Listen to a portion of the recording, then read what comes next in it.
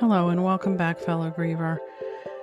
We are down the rabbit hole today, and in this season, we are talking honestly about what happens after survival, after the world moves on, after grief changes shape. I'm Melissa, your host, and today we're going a little deeper together. The last time I addressed this part of grief directly, we talked about survival, hope, healing, and then what? And I know I just did a tie-in episode that I feel tied into this topic really nicely, where I discussed grief on the screen. But now we're coming back to actually just talk about our identity after loss. And today I want to go deeper into the now what space. Because one of the first questions that often rises after the survival years is, who am I now? Or maybe more honestly, I survived, but I do not know who I actually am anymore. There comes a point in grief when surviving is no longer the only question. It's no longer the only thing that we're dealing with. Because you see, at first, what happens is survival asks us simple questions like, can I get through this day? Or this hour? Am I going to be able to even make it to tomorrow? I remember asking things like, how did the sun rise again today when my world has completely stopped? How are people around me still going on with their life, right? Everything in my world has shattered, and yet the world doesn't seem to notice. So in the beginning, we aren't asking any deep identity questions. We're simply asking how to keep going step by step, breath by breath. But somewhere after the earliest survival spaces, which for many of us is years, many grieving moms began to realize something terrifying. At least it was terrifying to me. The life we thought we might somehow get back to no longer exists. And more importantly, because, let's just say that the trappings of that life may still exist. We may still be in the same house, with the same surroundings, with the same job, maybe the same car, all those things. But more importantly, that version of ourselves we thought we might return to isn't waiting for us on the other side. This changes us on, as I used to say in the earlier days, on a cellular level. On a visceral, core, bone-deep level. Survival, fellow grievers, is not a passive experience. Surviving after the loss of a child by suicide takes an enormous amount of energy, physical and emotional. In our earliest days, months and years of grief, our nervous system is actually frayed. The body is living in shock and trauma and guilt and shame, blame, disbelief, and even emotional free fall of sorts. There's a real healing that has to happen on a nervous system level. Our body has to learn things like safety again. Our body has to learn trust again.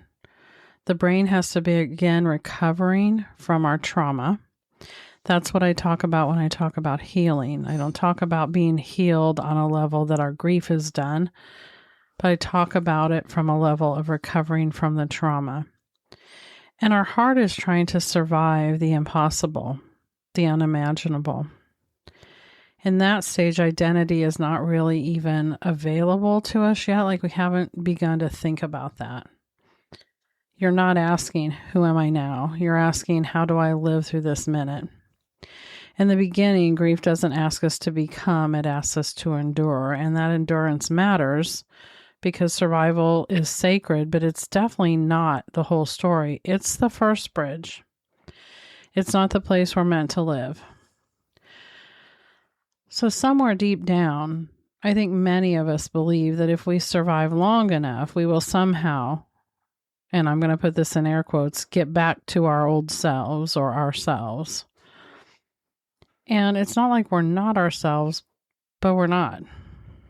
Because so much has changed. Because like I say, when everything changed, it changed everything. And we don't realize that in the beginning, at least not the magnitude of it. And honestly, the world expects us to get back to things.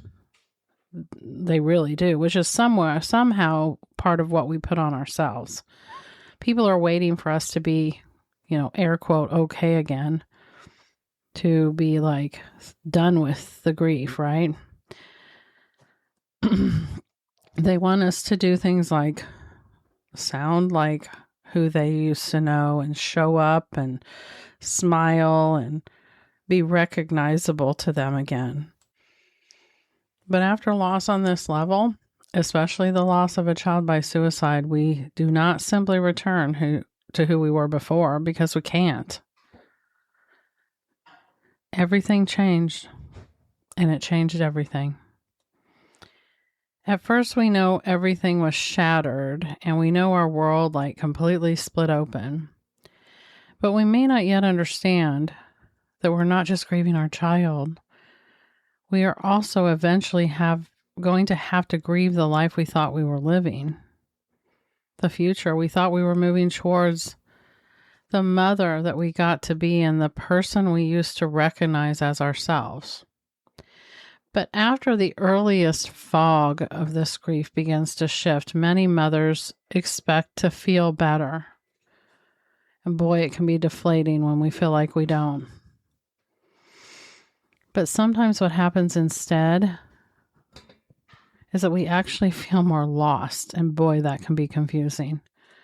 Because the world outside seems to see us functioning again, because we may be going through all the motions.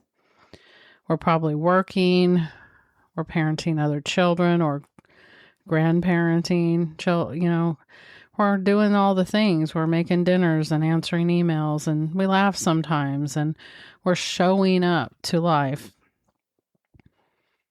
But if you're at all like me inside, we may feel like strangers to ourselves. Because sometimes the world sees us functioning and assumes that we have found ourselves again. But functioning is not the same as feeling whole or happy or grounded.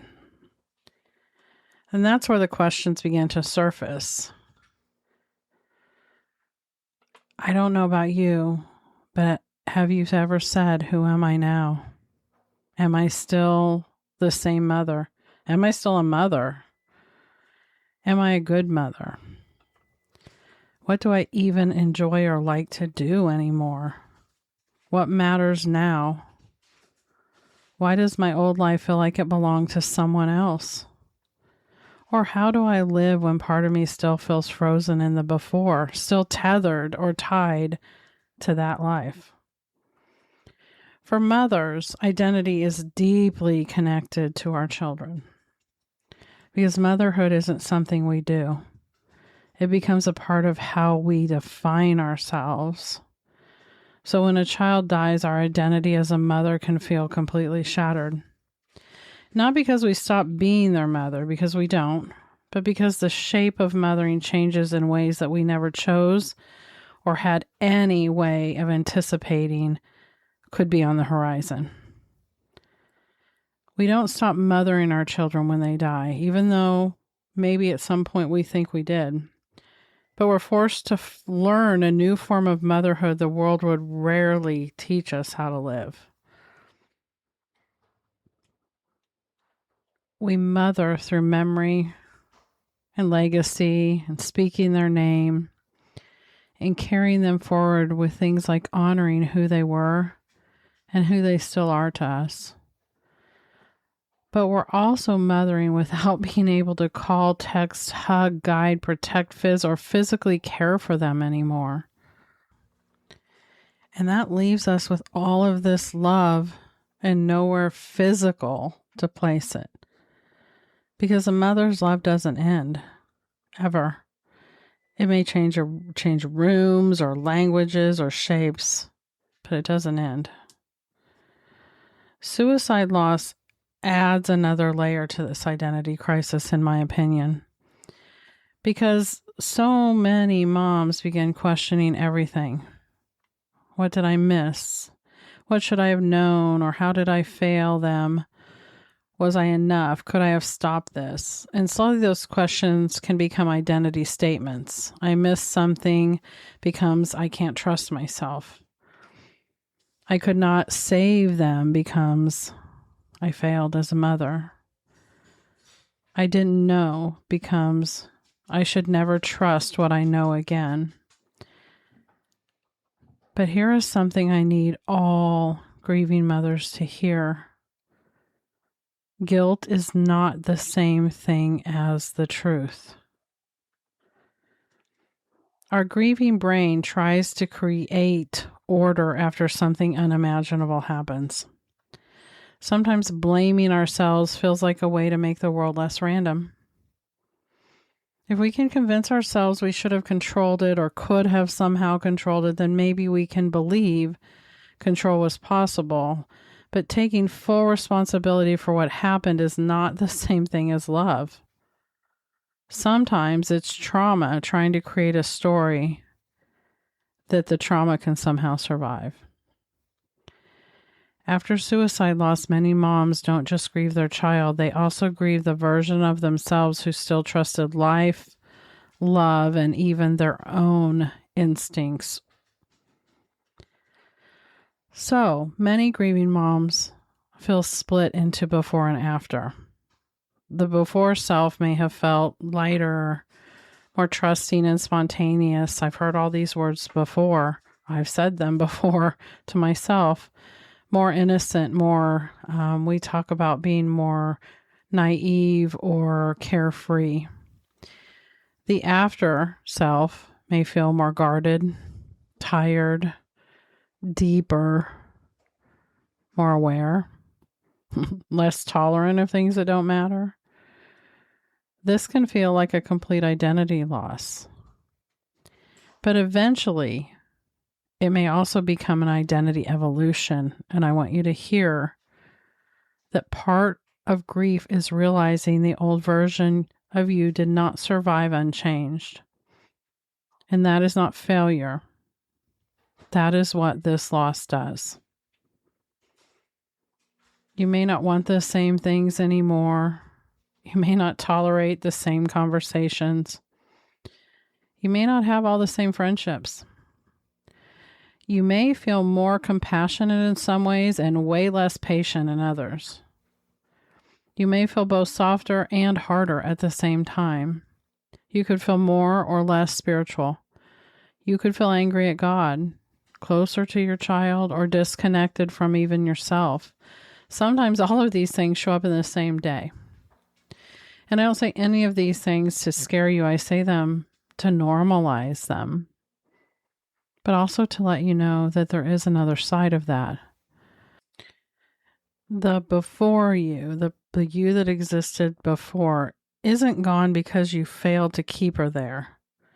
She's woven into the after you because she is no longer the whole story. So this part of grief can feel incredibly lonely because many people understand sadness better than identity collapse. They understand that you miss your child, but they may not understand that you miss yourself too. And I want to say that again because I think it's super important. People in our life understand. I wouldn't even say may. I would say most of them understand that you miss your child. I don't think very many of them understand how deeply you also miss yourself, the self that you were when your child was here. You can miss the way you had more of an ease about yourself or your confidence, or maybe you felt an innocence or carefreeness about yourself. The mother that you got to be, the version of yourself you assumed you were becoming, and the life where this was not part of your story. And that is real grief too. Rebuilding an identity can be super scary. Some mothers fear that becoming more alive means moving away from their child. And I'd say that some realize that on a conscious level, but most of us, it exists subconsciously. That we feel guilty for changing, growing, laughing, creating, wanting more, feeling a purpose again, wanting a purpose again. But rebuilding isn't betrayal, moms. It's not leaving them behind. I would never leave Alex behind. No one could ever convince me to. It's learning how to carry them differently so that we can carry them forward with us. You're not replacing the mother you were. You're learning how to become the mother you are now. Because rebuilding doesn't erase love. It gives love somewhere to live. That one's worth repeating too. Sometimes I say things, I'm like, that needs to have emphasis, because rebuilding doesn't erase love. It gives love somewhere to live. We don't rebuild this identity all at once. I think it's important that you hear that. We begin with small recognitions. Things like, okay, I think this still matters. Or, nope, this one doesn't fit anymore. Or this feels like me.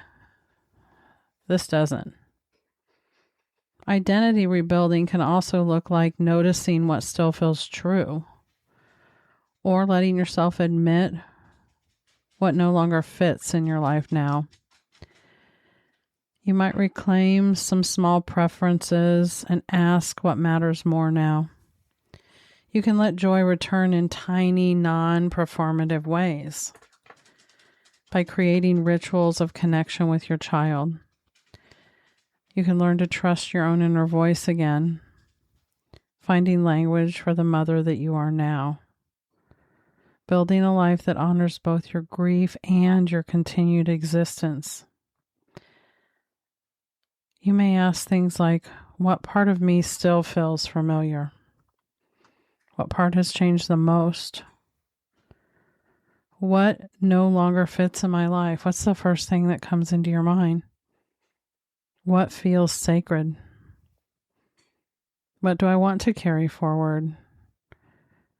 Or who am I becoming with my child that is still woven into me? This is also why next month on this, let me see if I can get this right. Next month on the second Monday of the month at 4 p.m., inside the bridge sessions, we're moving into the question of who am I now? And please be sure to look at the notes and find the link to this free, amazing once a month resource. And I say once a month because it meets once a month, but we are in contact every week. And next month we'll start asking, who am I now? And it's okay if you missed month 1. The recording will be accessible to you once you register. This is for all moms who have lost a child to suicide, and it is a completely free resource. Because once survival is no longer the only goal, identity becomes part of our rebuilding. And I don't think that grieving mothers are given nearly enough space to ask that question to themselves honestly. It doesn't do any good to make us feel rushed or to, tell us that we have to find our purpose and be inspiring. But we have to ask things in a real human grieving mom way. And that's what we do there. We ask, who am I now? Who am I with this love still in me? Who am I with this loss woven into my life? And who am I becoming? Everything I've been doing for almost more than 6 years now, has led me to this space of understanding. And if you're sitting here thinking, I survived, but I don't know who I am, I want you to know you're not alone. You may simply be in the rebuilding years. And if you're earlier on, hearing this now, I hope will help you when you get to that space. The years where grief is no longer asking you to survive is what I'm talking about when I talk about the rebuilding space. The space that's asking you to listen and notice and question and slowly, gently begin moving towards yourself again. And not the self that's untouched by loss because she's gone and we can't get back to who we were before, but the mother who still loves and exists and can become something new. You're not lost because you're doing grief wrong. You are lost because the life you knew became unfamiliar. And I don't want to try to make you think there's a quick map for becoming something different after child loss. There's only the next honest step or the next breath or truth, the next small remembering of who you are and who you are still allowed to become. Thank you for being with me today. And before you go, if this episode resonated with you, please follow the show so you don't miss any future episodes. And if you're able to, I would be honored if you would like, rate, and review, or share this episode with another grieving person who may need it. The leftover pieces will reach more grieving people who are learning how to live after loss if you can help me with these things. And I appreciate it more than I can say. Until next time, fellow griever, talk soon.